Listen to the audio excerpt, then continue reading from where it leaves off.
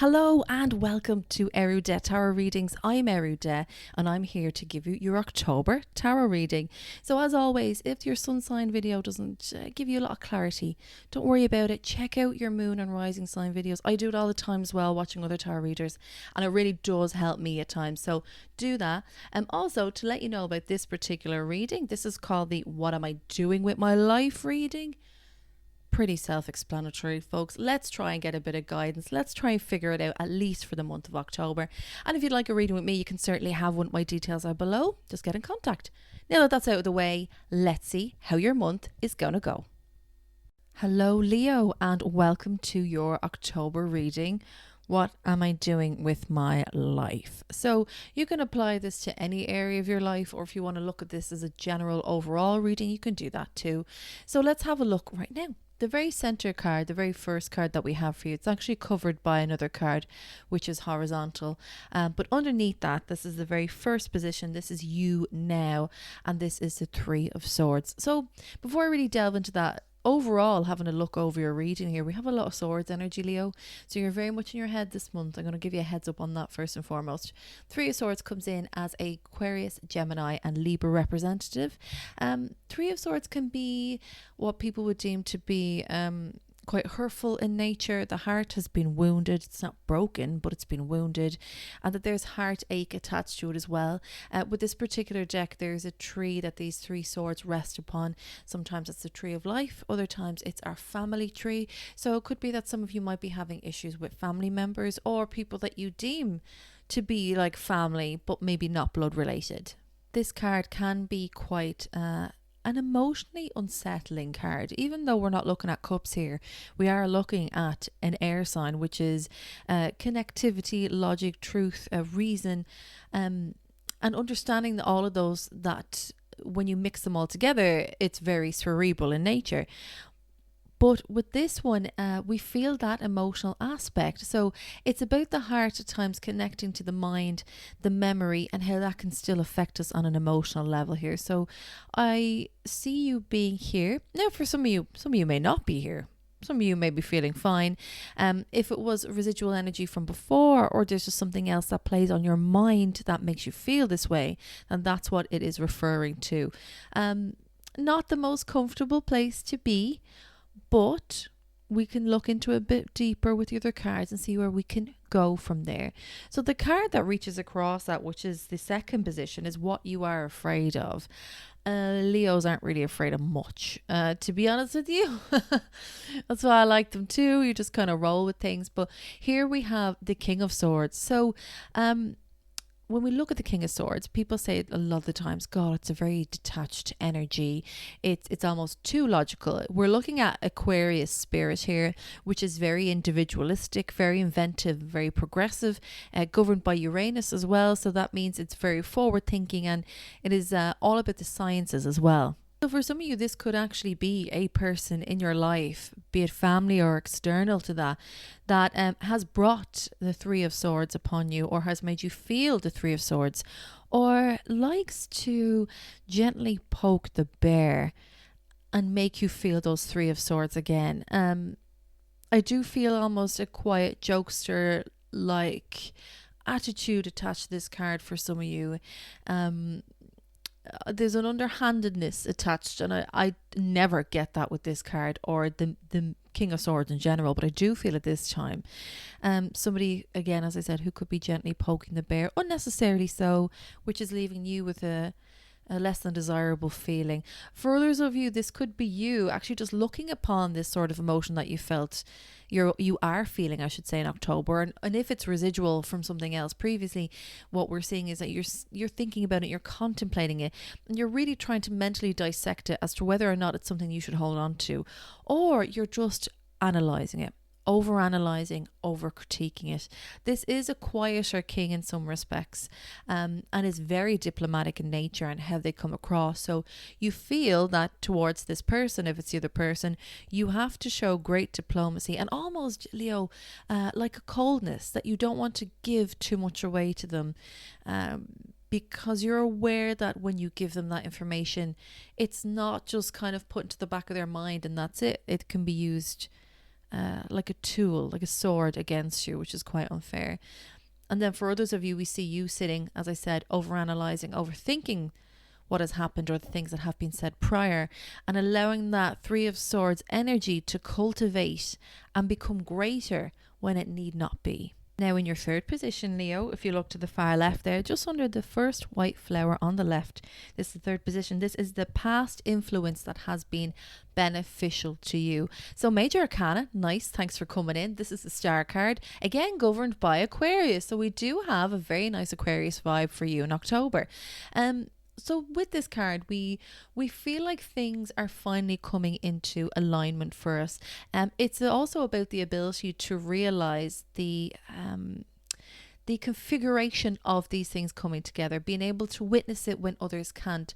So for some of you, what's been really beneficial for you in your life and how you've approached things is that you've been able to connect the dots and mentally network, or should I say mentally create a network, and understanding how that actually moves, which is not, a lot of people can't do that, Leo, but you can. To me, this is a skill set that you've learned over time, and even possibly the job that you're in, the work that you do, or even studying or being around a certain group of people has helped you really elevate in that particular area. What's nice about this wish card is that it is supposed to be that your dreams come true, that you have to wish upon a star. Like, you should do those things. And also, even though it doesn't hold a really strong mystical level, is that you should believe in the power of magic and that some wonderful magical things do happen, but you have to believe first and foremost, or else the door won't open up to you, which in many ways is kind of childlike and whimsical. And I like the fact that this card, even though it's not always recognized in such a way, but that underneath it, that's the beating heart of it in some ways. Now the fourth card that we have, which is at the very bottom of this spread, it's all on its lonesome, but not so much. This is the fourth position. It's known as the past influence that has been negative for you. So we have the Princess of Swords here. So quite like this card, the Princess of Swords, and because she represents different things. She represents not just the air signs in general, but she represents being quite inquisitive, being objective and almost aloof.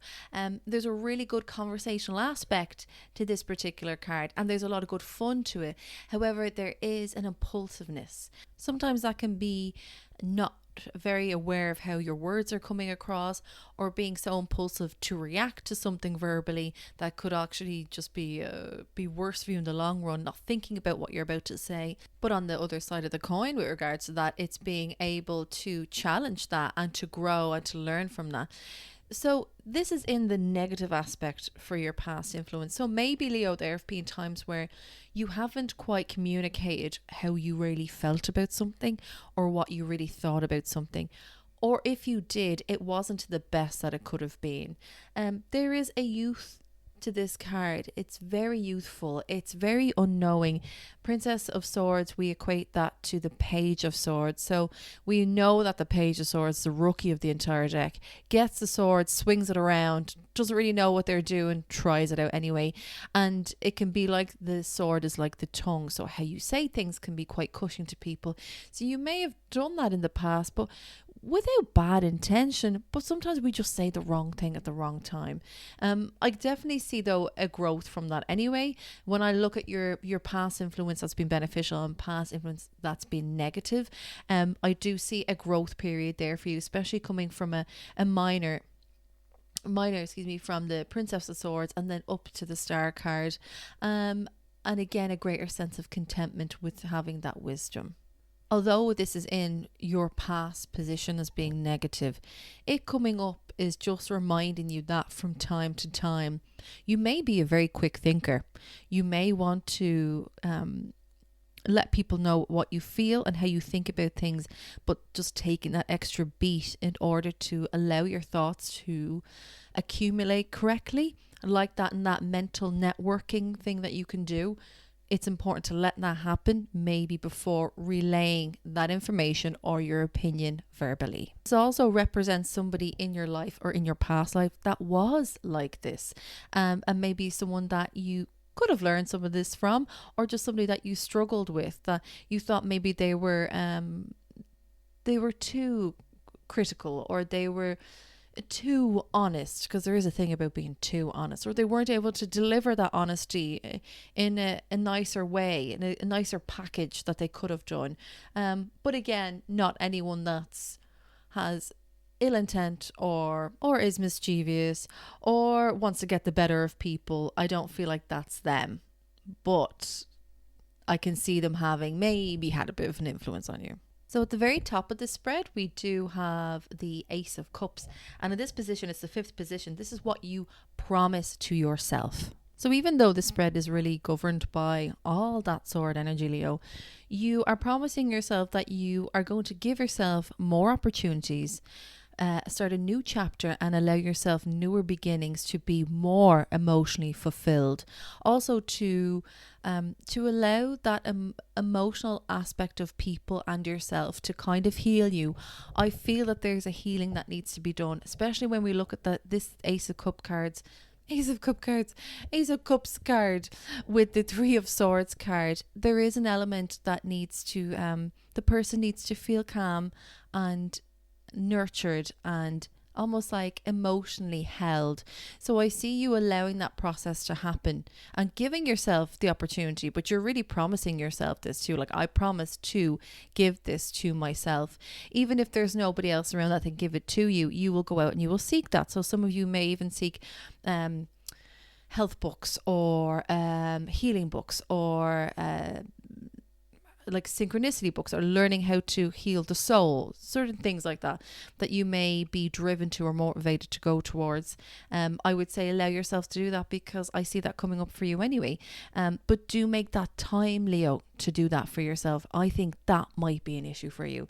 Not necessarily that you won't do this thing, because you know you can only get good from it, but to allocate the time to do it. And to there's a feeling of not always looking at your watch and the time and the phone, and to put away the technology in order to submerge yourself in that energy, which I think is really, really good for you. This is also saying that you need to get back out to nature, and you need to get to water, because obviously, as we all know, water has those healing properties. You need to get next to it. You need to be in it. You need to be around it, swim in it, but go on a boat, whatever that means to you. Go near waterfalls, whatever that means to you. It's feeling that, even when you're at a waterfall and you feel that air that just kind of hits you ever so gently. It's even feeling something as small as that. It's about being by the sea and tasting that salty air, and feeling like you're being cleansed from the outside in. And so that's what we need you to have, and you need to promise yourself to dedicate that time so you can experience that. Now, in the last position that we have for you, it's the far right hand side underneath the white flower on the right. This sixth position, this is the result. What will the result be? And we have the Four of Wands. So you're getting back to yourself, Leo. Again, if this was happening within the family or love or work, all of those things are taking a back seat now, because you're finally starting to come back to a more balanced, grounded version of yourself. Your fire is coming back for you now.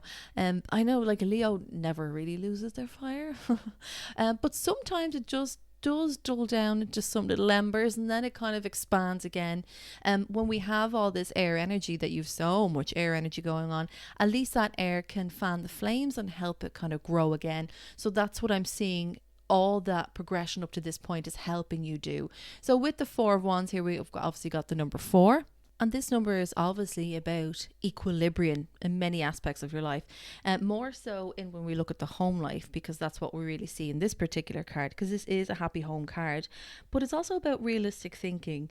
It's about you being really practical and self-reliant, but having the motivation to kind of achieve whatever you set out to do in any situation. And for some reason, with the 4, you gain an extra advantage over that. So if you do have that fire in your belly to launch or start a new project, or even to complete some work, this is the time to do it, because you will be able to achieve that, and you will be able to also celebrate that. It's also like it can be at times an energy that may be slightly frustrated about the home, but I see it with the 4 is actually just that being calmed down. So do give yourself a nice routine in the home life, or in the area in which you occupy. So whatever area you're in for longer during the week or the day than you normally would be in any other place in your life, it's saying that even the most free-spirited like yourself does need a little bit of structure, and it doesn't need to be the normal 9 to 5, but it does need to be something that allows you to get your work done, and then enjoy the home life, or then just also a routine that helps you get by day to day. If some of you are equating this card or this result to love, this is saying that, yeah, you've put in the foundation here. This is here. Now, the person didn't, for me, necessarily show up as such, even though we do have a few royals here with the King and the Princess of Swords. But I very much feel that that person of which you're speaking about is there, but just behind the scenes. This is someone who is definitely a very private person, and they would rather keep their private life private. And Leo, I think that's really nice for you, because always being the center of attention, always being that sun that people gravitate around, it's nice to have someone that reminds you just to step back a little bit into, not into the shadows necessarily, but just step out of always being the one that people go to. Okay, Leo, I hope you enjoyed this reading. If you dig what I do, please like and subscribe, but more importantly, leave a comment, because I want to see how you're getting on. If you would like a private reading with me, you can certainly have one. My details are below and I can book you in. Until next time, Leo, as always, have a fantastic, fabulous October. Sure, you're going to have it either way, aren't you? Take care of yourselves, lovelies, and I'll see you very soon. Bye-bye.